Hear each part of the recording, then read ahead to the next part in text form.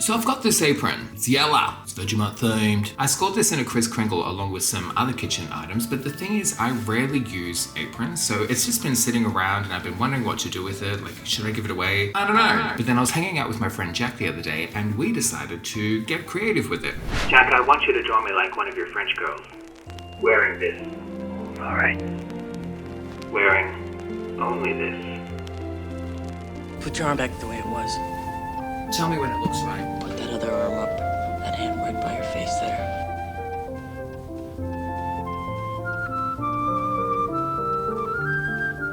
Oh my god, you're so serious.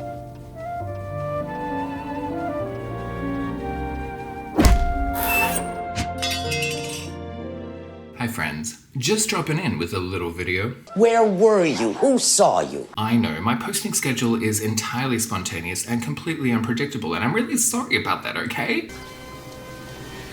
You make it impossible to love you.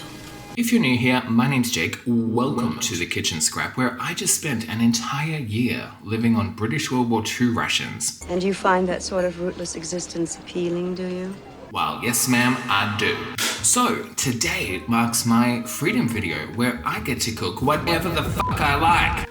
And I'm very excited because after a year of rationing, there were 2 recipes in particular that I literally just couldn't stop thinking about. So we're going to make them today. All right, let's jump straight into it. So for tonight's dinner, we're going to be making a stunning sesame encrusted tofu, which is part of a Buddha bowl. Now I stumbled across this recipe many years ago, and it was originally a recipe for sushi, which I did initially make, but I'm lazy. So I just deconstructed the whole thing and turned it into a Buddha bowl. Now the great thing about Buddha bowls is that you can pretty much chuck whatever you like in them. They're very versatile. I'll link the original recipe down below, but something to be mindful of, and this might just be me, but the original recipe calls for pickled radish and pickled carrot. Is it just me, or does freshly pickled radish smell like Satan's butthole? Hey, girl! You know me by now, I love a good pickle, but when it comes to radishes, Now, something else to keep in mind here is this recipe is not frugal. Having just spent a year living on British World War II rations, my pantry staples had depleted quite dramatically. So when it came time to make this, I had to purchase 85% of the ingredients that I needed, and I was so shocked at how much this cost me. I'll touch on that more a bit later on, but I do stand by this recipe. I typically make it once or twice a year. It's amazing. Also, regarding the quantities here, I'm bulk cooking this, so if you just wanted to test it out, maybe you could try halving the ingredients. It would probably be a lot cheaper as well. So for the tofu, you'll need 1 kilo of hard tofu, and it has to be hard tofu. Don't try and make this with silken tofu. It would be a nightmare. 2 eggs, some corn flour, and about 230 grams of sesame seeds. For the marinade, I used 1 cup of soy sauce, 1 cup of rice wine vinegar, 3 tablespoons of golden syrup, but you could use maple syrup. In fact, I intended to use maple syrup, but I bought the wrong thing. 2 tablespoons of garlic, 3 tablespoons of ginger, and a couple of shakes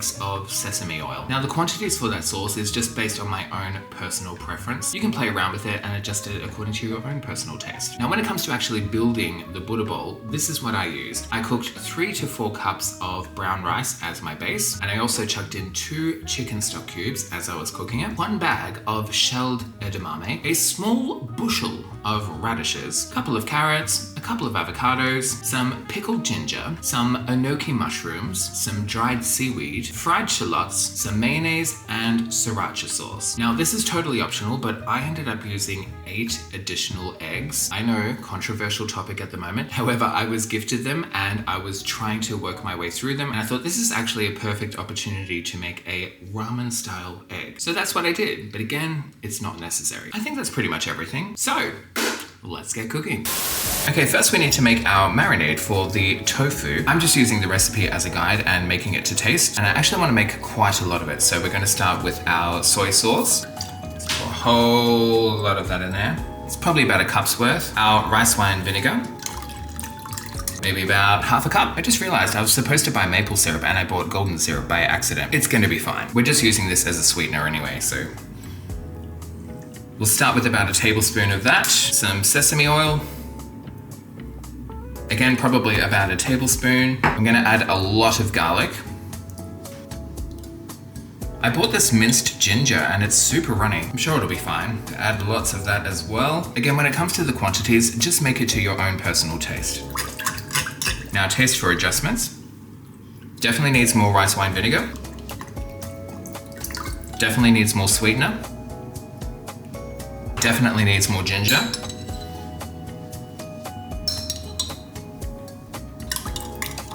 All right, taste test. Oh yeah, that's much better. So next we need to slice up the tofu. Normally if I was going to fry tofu in anywhere, I would usually press it and try to extract as much liquid as possible as I could from it. But given we're going to be marinating this for a few hours, I'm not gonna worry about that. So I essentially just want to cut these into 1 centimeter steaks. So that's given me 12 tofu steaks. Now we're just going to pour some of our lovely marinade in here and start layering the tofu. And then pour the remainder of the marinade over the top. Now I'm just going to put the lid on and whack these in the fridge and let them marinate for at least 5 hours. But if you can, I highly recommend marinating these overnight. So I'll see you again in 5 or 6 hours, but for you, it'll be 1 second. Okay, so our tofu steaks have been marinating for about 6 hours now. And now we need to encrust it with our sesame seeds. So I've just got some corn flour, a couple of beaten eggs here, and of course the sesame seeds. I typically tend to go through 1 entire jar of sesame seeds when I make this using 2 blocks of tofu. And for all my vegan lovelies out there, you can veganize this so easily. Instead of using egg, just use chia seeds. A couple of tablespoons of chia seeds mixed with plenty of water until it becomes thick and gelatinous, and use that as an egg replacement. I've done it many times, it works like a treat. And the only reason I'm not doing that now is because I was gifted lots of eggs recently and I need to find a way to use them all up. So already broke one. All we're going to do is coat it in flour first. Make sure you get the edges. Dunk it in the egg. Try and shake off the excess, and then coat it in the sesame seeds. That's it. And then just repeat that process until they're done.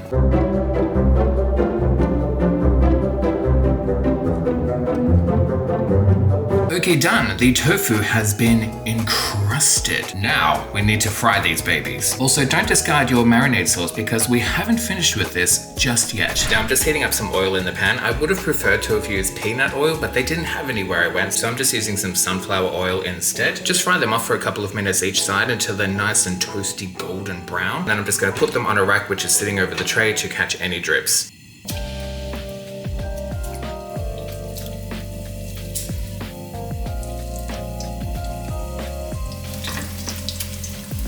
Okay, so the first batch are out. So what I like to do next is just take some of the marinade sauce and drizzle it over the top. Just let that soak in. We weren't marinating meat or anything, so this is perfectly safe to use. So the second batch is cooking at the moment. I'm just gonna wait for them to finish up and then we can start prepping the rest of the Buddha bowl. This sesame encrusted tofu is the nicest tofu I have ever had in my entire life. So we're gonna put this aside for now and crack on with the rest of the dish. So I've just got a small handful of enoki mushrooms here, which I have rinsed and patted dry. Since we've got this beautiful hot oil sitting in the pan now with all of those flavors from the sesame and the marinated tofu, we may as well give these a little fry up.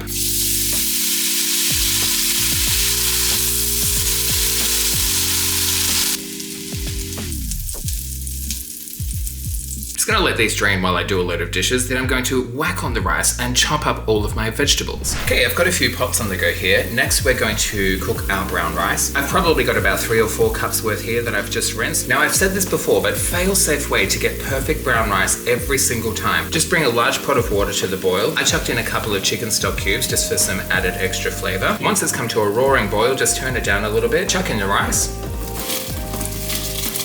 Cook it with the lid off for 30 minutes. Once it's done, drain the rice, put it back in the pot, stick the lid on, and let it steam for the final 10 minutes. Perfect brown rice every single time. Next, I'm just going to boil a whole bunch of eggs. I'm gonna go for about 8 minutes, I think. You guys, look at all of these eggs. This feels so luxurious after spending the year on wartime rations, where you're only allowed to have 1 egg a week. One is slightly cracked, but I think it's gonna be okay. So I've done 7. I'm just gonna set a timer. Once those are done, I'll take them out and put them in an ice bath. Next, I'm going to boil some shelled edamame. Now, I know what some of you are probably thinking. I have such an aversion to peas, yet I'm going to be cooking edamame. I'm a walking contradiction. I know this about myself. Unless I'm at a restaurant, this is probably one of the only times I will actually cook edamame. I'm just going to chuck the whole bag in there.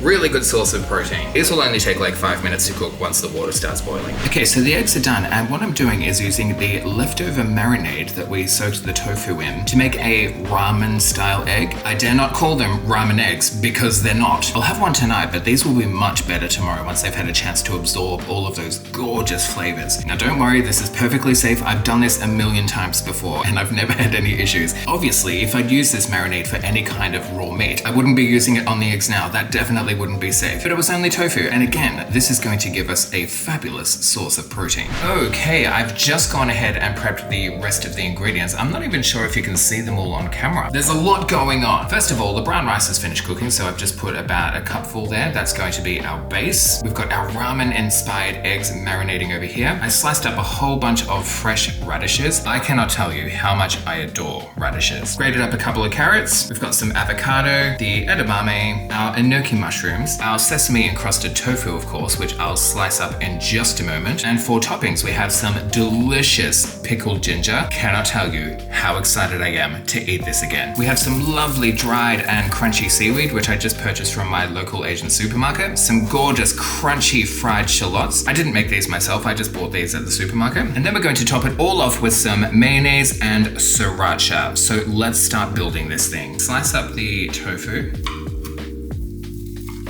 This is why I love Buddha bowls, because they're so versatile and you can basically build your own however you would like to. All right, so let's get some carrot on the go, some edamame, do a small handful of the enoki mushrooms, some radish, some avocado, and also want to cut open one of these eggs.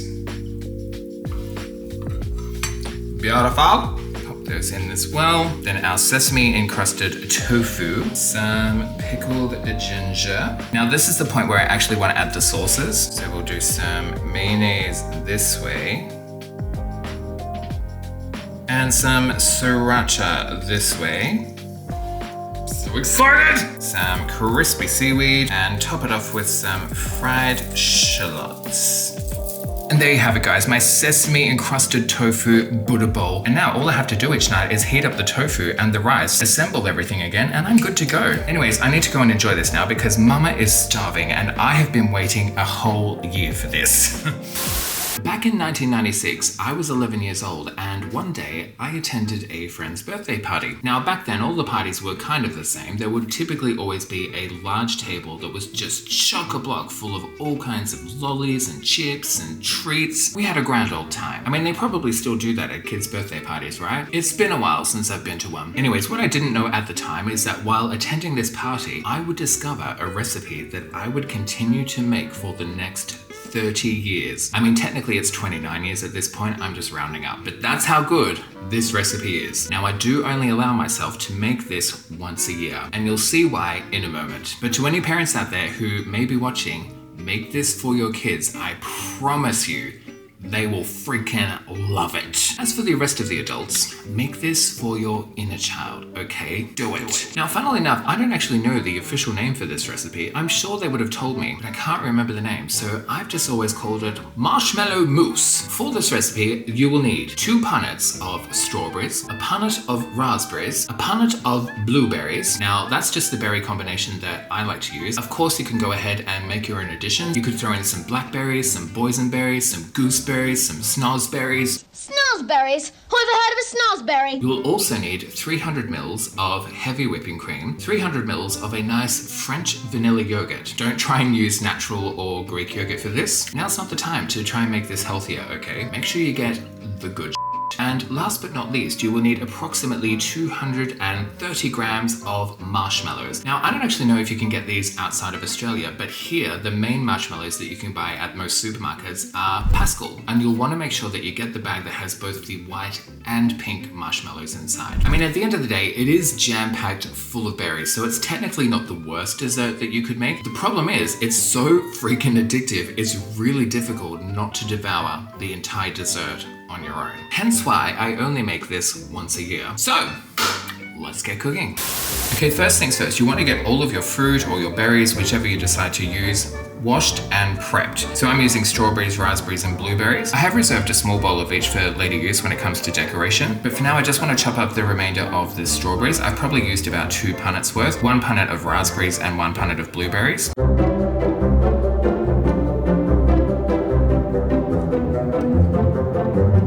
Done. So next we need to whip 300 ml of cream until it forms stiff peaks.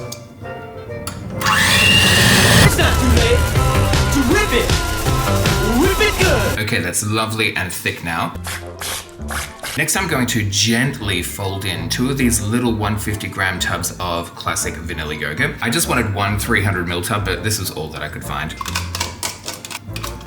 Gently fold that in. Don't mix it in too much. That's literally all I'm going to do. Next, we're going to start melting our marshmallows in the microwave. Now, definitely keep an eye on these because they will melt quicker than you'd expect. And also, there've been times where I've made these in the past where the marshmallows actually hold their shape even though they're actually melted. So start them off in the microwave for about 30 seconds and then check them every 10 seconds after that. It really shouldn't take that long. Okay, that only took a minute. Now, you kind of want to work fast here and again, gently fold the melted marshmallows into the yogurt and whipped cream.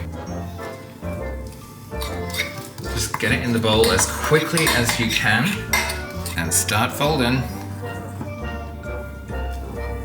And while you're doing that, start adding your fruit, so the strawberries, the raspberries, and the blueberries.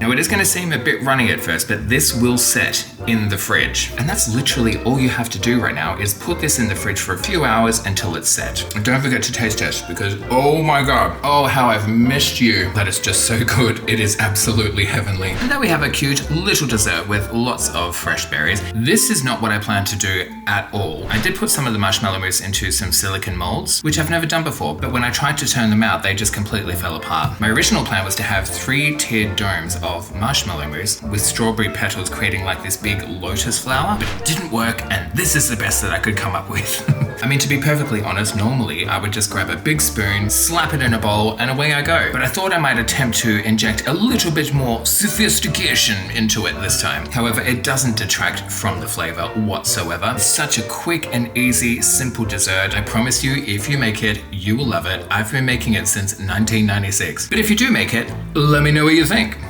Okay, so this is usually the part of the video where I would provide a cost breakdown of the recipes that we tested out. However, I've made the executive decision to reserve that for the frugal/wartime content. And these recipes do not qualify. As I mentioned earlier in the video, I had to purchase about 85% of the ingredients to make both of these recipes, the cost of which was a rather shocking $135. Well, technically it was $125 because I also bought milk and bread, which cost $10. But if nothing else, it still just goes to show how crazy and out of control grocery prices still are. Now, granted, I did make a lot of food. In fact, I got 7 dinners and 5 lunches out of the tofu Buddha bowls, which was fantastic. But as much as I enjoyed that dish, I was getting a little bit sick of it by the end. I also got 5 servings of that delectable dessert. Go and make it, my friends. You won't regret it. Now, we're going to try something a little bit different that we haven't done on this channel before because I was very blessed and received a very special package in the mail.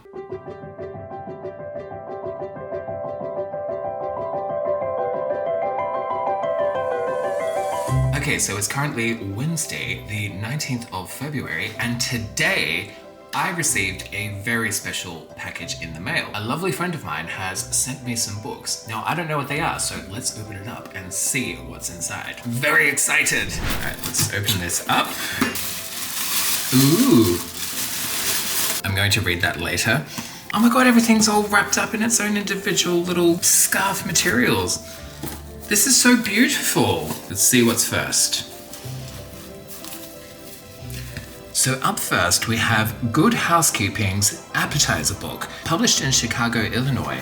I think it was in 1958. Oh, I'm going to have so much fun going through these. This is an original copy as well. I should come over here so I can read it with you. Dill cheese toasties, yum. This is fantastic. This is just full of lots of awesome, old-fashioned, vintage party appetizers. This is great. Okay, I want to see what else is inside. So we'll put that to the side for now. Mama's in the Kitchen, weird and wonderful home cooking from 1900 to 1950. Hell yes. We've got the early 1900s, the 20s, 30s, 40s, weird little sandwiches. Can't wait to see those. Foods that wiggle. I'm guessing aspics, jellies, and brawn. Health and remedies. Household hints. 1920s apple and ham casserole. That sounds delicious. We've got 3 apples, sweet potatoes, 6 servings of cooked sliced ham, dry mustard, and apple juice, and some brown sugar. Chicken pot pie with sweet potato crust. I love chicken pot pie. Ooh, brandied bananas. That sounds naughty. I like the name of this one. 1930s. Lucy's Oysters, for goodness sake. Weird noodle dishes, 1933. How to become famous for your spaghetti dishes. Here we go. We're coming into the 1940s now. Lumpy soup, anyone?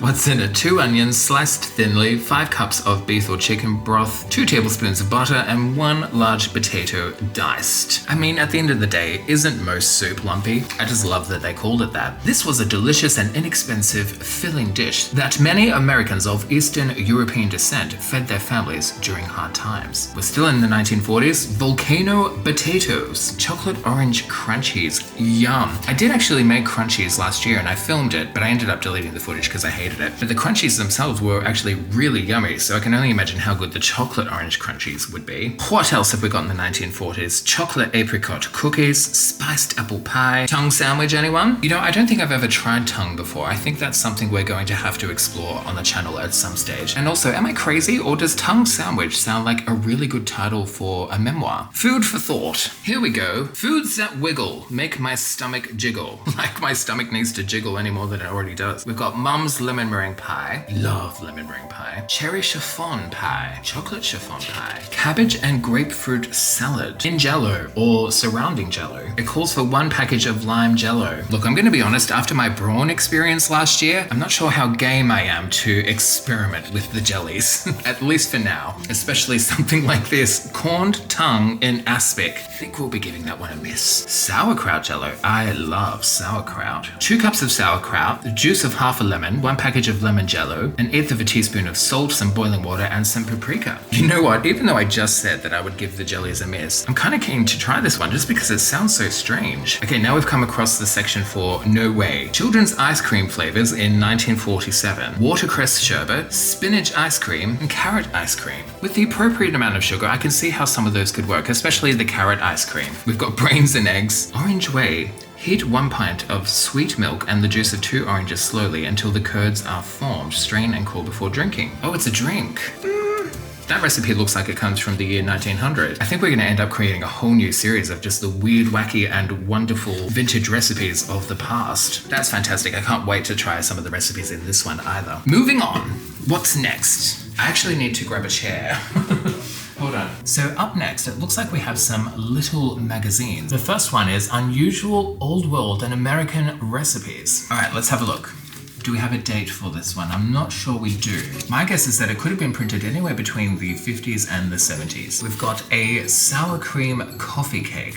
That sounds really good. Famous lemon cake. I mean, what's the point of making a cake if it's not famous, right? Love this one.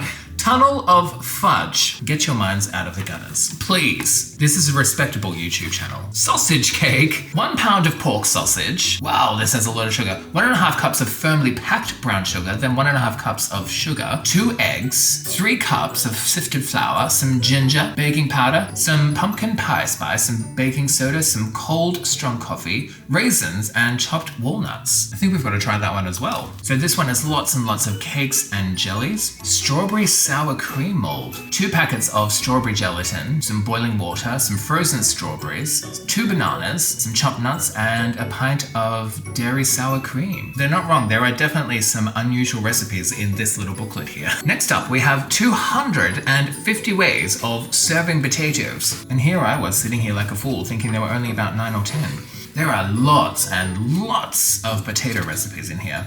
Well, obviously 250 of them to be exact. This is great. A lot of these would actually be very ration friendly for those of us that like to dabble in World War II rations. Liver sausage cakes. I don't think I've ever tried a liver sausage before. This is another great one. I'm going to have a proper read of that a bit later on. What's next? We've got the cookie book. I do like a good cookie. Do we have a date on this one? This feels 70s to me. Oh, I was right. 1971. See, when I lived in a share house, it was nothing for me to do a lot of baking because I knew that my housemates would always help me eat whatever I made. But now that I live by myself, I actually try not to bake too often unless I'm having guests, because if I make something, I have to eat it all. Sour cream cookies. I'm digging all the sour cream recipes. Pastel cookies. Is that just because of the food coloring? Yes. Coffee rum cookies. It's very naughty. How much rum is required? Oh, come on. It's 1 teaspoon of imitation rum flavoring. I think we'll just use the real thing if we ever make those. Ginger snaps. Oh yes, I freaking love ginger snaps. And then it looks like we have a whole section here on fillings and icings. Butterscotch fruit bars. Ooh. I'll be going through all of these with a fine-tooth comb once I finish filming. But for now, I'm just having a quick flick through to see what kind of a treasure trove of recipes we have now. When I bought my apartment, I culled a lot of my belongings because A, I just would not have had enough room to store everything in my apartment, but also just trying to take on a little bit more of a minimalist approach. But one thing I did cull was a number of my cookbooks. I kept my favorites, of course, and I've slowly built up some vintage wartime cookbooks in the past year or so, but to be able to add all of these to the mix now, I'm so freaking excited. So all of that was just from the red scarf. We've still got some others to go. Okay, I just had a quick break because I needed to change the battery. Let's open up the next one. These colors are so beautiful. I love the patterns on them as well. What have we got here? Oh my God! Oh yeah. Look! Yes! This is awesome. Good Fare, a book of wartime recipes produced by the Daily Telegraph. I don't have this wartime cookbook. This is the sister book to Good Eating. I've always wanted this one, so thank you so much. So judging by the contents of this one, it looks like this focuses more on savory dishes, where I found that this one is mostly full of sweet recipes. So perhaps they were published at the same time, I'm not sure. I can't wait to get stuck into this. This is going to help so much with our wartime breakfast, lunch and dinner series, because most of these are very Russian friendly. Thank you so much. This is awesome. Okay, moving on to the next. Ooh, oh my God, there's even more underneath. I didn't realize. This is amazing. All right. Feels like we've got a few in here. Seriously, how beautiful are these scarves? Are they scarves? I think they're... Oh my God! Guys. Oh my God. Sorry, I'm freaking out right now. Look at all of these wartime cookbooks. Sorry, I'm not even showing it. I don't have any of these. We've got We'll Eat Again by Marguerite Patton, The Ration Book Diet. Oh my God. I'm so excited right now. And Rosie's Riveting Recipes. This is freaking amazing. Who doesn't love Marguerite Patton, honestly? I honestly just feel like a kid in a candy store right now. I don't know which one I want to start reading first. Ooh. I just turned the page because I actually just saw a recipe that I'm making for my next video, so I don't want to give that away yet. There's lots of fish recipes in here, which is great. Look guys, this was the original recipe for the fishy flan flan that I made in, I think it was episode 4 of A Wartime Breakfast, Lunch and Dinner. I was sent the recipe, but now I've got it in the book. Pathfinder Pudding, I like that name. Turnip Top Salad. We've got a whole section on puddings. Now after making Marguerite Patton's Wartime Christmas Pudding at the end of last year, I know that all of these will be fantastic. Spiced cottage pudding with lemon sauce. Yum. Guys, I'm so tempted to call in sick tomorrow because I have so much reading I want to get done. I mean, I won't because I need the money, of course, but damn, it is tempting. Mock goose. Hell yeah. 1.5 pounds of potatoes, 2 large cooking apples, 4 ounces of cheese, some dried sage, salt and pepper, some vegetable stock, and flour. No meat in it whatsoever. We're definitely gonna make that. Oh, we have mock duck as well. This one does call for some sausage meat. I'm pretty sure that's the recipe that Sue and Giles had on the supersizers when they went wartime. There we go, we've got the vinegar cake recipe again. Although it hardly has any vinegar in it, it is an excellent recipe and I highly recommend it. Fantastic.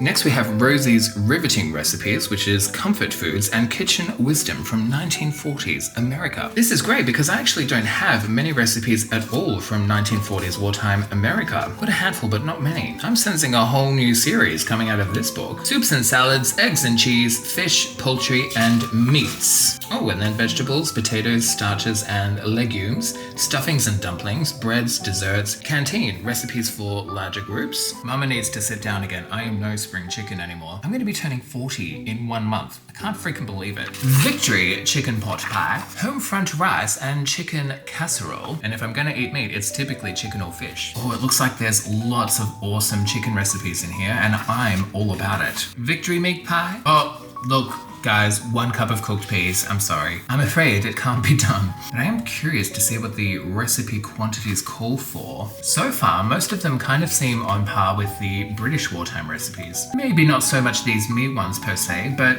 from everything I'm seeing so far, it seems pretty reasonable. For example, only 1 egg, a cup of milk, 1/4 cup of minced onion, some oatmeal, 2 tablespoons of bacon drippings. For the most part, it does pretty much seem on par with the British wartime recipes. Let's check out their dessert section. Home front honey rice, cup of uncooked rice, 1/4 cup of honey, some raisins, some butter, lemon juice, vanilla, some chopped nuts and cinnamon. That sounds good. Caramel pudding, victory honey cake, everyday cake. This one requires some orange rind and orange juice. I feel so freaking spoiled. This is amazing. Let's look at the quantities for some of the recipes under the canteen section. Carrot soup, 1 cup of onion, 1/2 cup of fat or butter, 4 quarts of water or chicken stock, some salt and pepper, 1/4 cup of sugar, 2 quarts of mashed cooked or canned carrots, and 1 quart of milk. So these canteen ones are definitely designed to serve larger families or larger groups of people. Butterscotch rolls. Ooh, no kneading. Okay, sign me up. What do we need? 2.5 cups of milk, 2 yeast cakes. I think I know what that is. That's how you used to get yeast back then, wasn't it? They would come in these like little cake things. 1/4 cup of sugar or other sweetener, 1/2 cup of butter or vegetable shortening, 2 eggs, some salt, and about 7 cups of flour. That seems pretty reasonable. And it also makes 3 to 4 dozen of rolls. I think if I make any of these canteen recipes, I'm going to have to quarter the recipes. Because personally, I don't think I'm capable of polishing off somewhere between 36 and 48 butterscotch rolls on my own. I could give it a crack. Victory bread. This sounds good. 1 cup of oatmeal, a lump of butter or margarine, some salt, 1/2 cup of dark molasses, a packet of yeast, 4 cups of all-purpose flour, and 2 cups of whole wheat flour. We are definitely trying that one too. Another amazing book. Thank you so much. All right, next we are moving on to the ration book diet. I've not heard much about this one. I have a feeling it was published more recently. So our contents here, we have The Road to Rationing, Rationing in the Second World War, Using the Wartime Diet Today. Ooh, that'll be interesting. Our lifestyles then and now. Then we've got the ration book diet, how recipes work. We've got spring, summer, autumn, and winter. And we've got an imperial to metric conversion chart. That will be handy. Looks like this one's going to be full of lots of useful tidbits and information on rationing in general. Oh, we do have recipes in here as well. Awesome. Taken from Food Facts for the Kitchen Front. This is fantastic because it also provides the complete nutritional value under each recipe. For example, how many calories, grams of protein, fat, saturated fat, carbohydrates, total sugar, and fiber. Excellent. Ham and pickle pie. I'm in.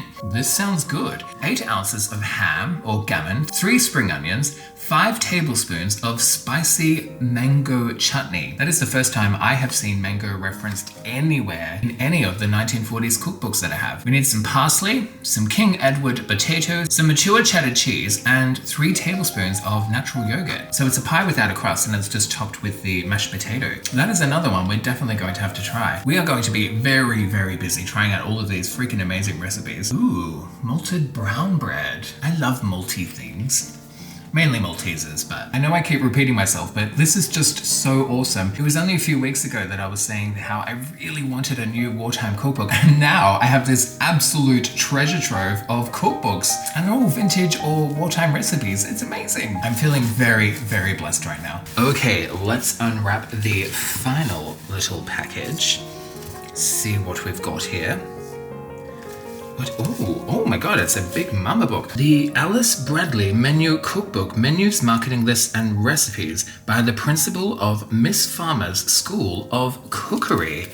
Look how gorgeous this book is. Oh my god, it's from 1944. Originally printed in 1937. Wow. The earlier publication of this menu cookbook in quarterly parts has proved to be one of the most useful and practical books ever printed. It is far more than a cookbook, for it includes seasonal menus for every day of the year, shopping lists to guide your marketing week by week, and hundreds of tempting new recipes with explicit directions. This, the new complete one-volume edition of those 4 popular books, contains new introductory matter adapted to wartime marketing and cooking problems, and a new index. Alex Bradley is one of the best-known food experts in the country, and Miss Farmer's School of Cookery in Boston, of which she is principal, has an unrivaled reputation for which Miss Bradley may be considered responsible. Miss Bradley's menus show imagination as well as dietetic balance. Dietetic? Am I pronouncing that right? Dietetic. I think that's right. She suggests how even the simplest foods can be made appetite-teasing and delicious, and how they can be chosen for their energy-giving qualities and their suitability to the season. In fact, in this book, she gives you the same expert help in cooking and menu planning that has made her school so famous. This is exquisite. So I'm going to be very careful that I don't ruin the dust jacket. This looks like it's literally full of thousands of recipes and full menus as well. For example, breakfast, baked dried peaches, puffed rice and cream toast. For luncheon, we're having vegetable bouillon, pulled bread, minted pears, nut cake with nut frosting. Dinner is a fruit cup grenadine, veal cutlets with brown gravy, potato apples, buttered artichokes, watercress and chutney dressing, graham cracker roll, and whipped cream. That's a lot of food. This is absolutely marvelous. What an absolute treasure. Oh look, we have recipes for meringues here. Remember with the 1K celebration video, I was trying to work out if people made lemon meringue pie back in the 1940s, at least in wartime Britain. This is going to be weeks worth of reading. I cannot wait. I'm just going to remove the dust jacket for now, and I'm going to see if I can carefully repair it. But at the same time, look how beautiful that is. I love that. The Alice Bradley Menu Cookbook. Just look at this fantastical library of vintage and wartime recipes that we have now. This is truly just such an absolute treat. I'm absolutely gobsmacked. Lisa, thank you so much for all of those incredible books. It really does feel like Christmas Day for me right now, and we have so much to work with moving forward. I absolutely cannot wait to go get stuck into all of these books right now. So I'm going to make myself a delicious cup of tea, curl up on the couch, and get busy reading. Lisa, once again, thank you so much. Mwah. You're the best. So if you've made it this far, thank you very much for sticking around. I really appreciate it. I've been recently inspired to create new positive and productive habits for myself. And so far, YouTube has essentially been a hobby for me. But I would like to change that. So I've set myself a challenge where for the next month, I'm challenging myself to post 1 video every week for the next 4 weeks to try and tap into the rhythm of posting consistently and creating productive new habits for myself. Now, something interesting happened when I was making this video. First of all, I started filming it when I was 39. I'm now 40 years old. I had a big birthday recently, and that's part of the reason I want to create new productive habits for myself. But while creating this video, as much fun as I had, I unexpectedly found myself feeling a little bit lost. And I think it's because it kind of felt out of sync with the overall theme of frugality that this channel is essentially about. I missed the wartime recipes. I missed the elements of history. I originally had plans for an entire new food series this year, and while I may in fact still create that at some stage down the track, for now I think I'm going to stick with the vintage wartime frugal recipes because I genuinely enjoy it. Not to mention, I'm going to save a ton of money. Plus, we have all of these new amazing vintage wartime cookbooks. We have to keep going. So stay tuned for next week, which shall be the 6th installment of a wartime breakfast, lunch, and dinner. And the Global Hide and Seek Championships are about to commence. Now, if you don't know what I'm talking about, you can watch my previous video, which was a teeny tiny update, and that explains it all. Anyways, my lovelies, it's time to wrap up. Love you, miss you, truly, madly, deeply. I'll see you next week. Jack, this is exquisite work.